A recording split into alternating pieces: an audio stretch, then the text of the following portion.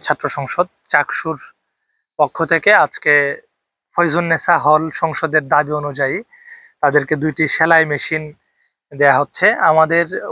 আমরা যখন নির্বাচিত হই, আমরা যখন হলগুলোর সাথে মত বিনিময় করি, তখন হলগুলো থেকে বেশ কিছু প্রস্তাবনা আমাদের কাছে উঠে এসেছিল। এর মধ্যে অন্যতম কয়েকটি দাবির মধ্যে একটি ছিল হচ্ছে সেলাই মেশিন, তারপরে হচ্ছে ডিপ ফ্রিজ, যারা নিজেরা রান্না করে অথবা বাড়ি থেকে কখনো কোনো জিনিস নিয়ে আসলে সেগুলো ফ্রিজে রাখা যায়। তো আমরা আপাতত যতটুকু আমাদের কাছে সম্ভব হয়েছে এই সেলাই মেশিন আমরা দেওয়ার চেষ্টা করেছি। আমাদের বোনেরা অনেকেই নিজেরাও সেলাই মেশিনের কাজ পারে।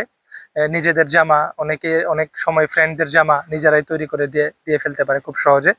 এর বাইরে হচ্ছে যারা কাজ এখনো পারে না, তারাও যেন, যারা পারে তাদের মাধ্যমে যেন কাজটা শিখতে পারে।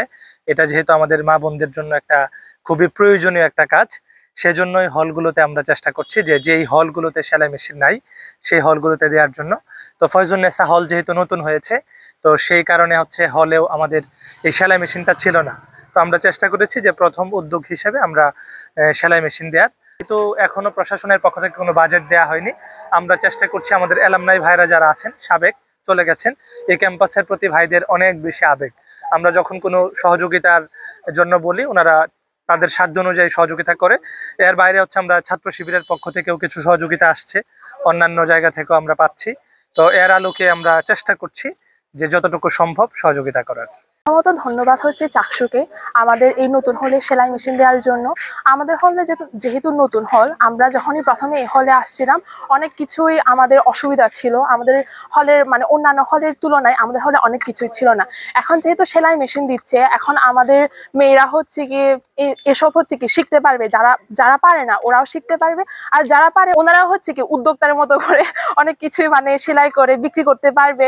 সবার জন্য সুবিধা হবে। আগে মানে কোনো মাঝে মধ্যে হয় কি মানে অনেকে কাপড় ছিঁড়ে যায় বা এরকম, মানে একটু টুকিটাকি হচ্ছে কি সেলাই করা লাগে, তো এগুলো হচ্ছে এখানে সেলাই করতে পারবে। স্কিন শুষ্ক রুক্ষ হয়ে যাবে বলে কি বাইরে যাবে না? জাস্ট 1 2 3 4 করো, স্কিনটাকে রিভাইভ করো। আমাদের হল যেহেতু সবাই জানে নতুন, আমরা অনেক কার্যক্রমের দিক দিয়ে পিছিয়ে আছি। যেটা নতুন বলতে গেলেও আমাদের হচ্ছে কার্যক্রমে, যে আমি বলি বারবার, হচ্ছে ফাউন্ডেশনের ক্ষেত্রে আমাদের অনেক সমস্যা রয়ে গেছে, যার কারণে আমাদের প্রতিনিয়ত বিভিন্ন সমস্যার মধ্যে ফেস করতে হয়। পানি থেকে শুরু করে বিভিন্ন টাইলসের সমস্যা ফেস করতে হয়। তো আমরা হচ্ছে এই যে সেলাই মেশিন প্রত্যেকটি হলে, আমি যতটুকু জানি পিতিলতা, যেহেতু আমি আগে ছিলাম, তো পিতিলতা হলে হচ্ছে সেলাই মেশিন থাকে। মানে যখনই হচ্ছে মেয়েদের দরকার হয়, যারা হচ্ছে পারে, তাদের তো আর দোকানে যাওয়ার দরকার নেই।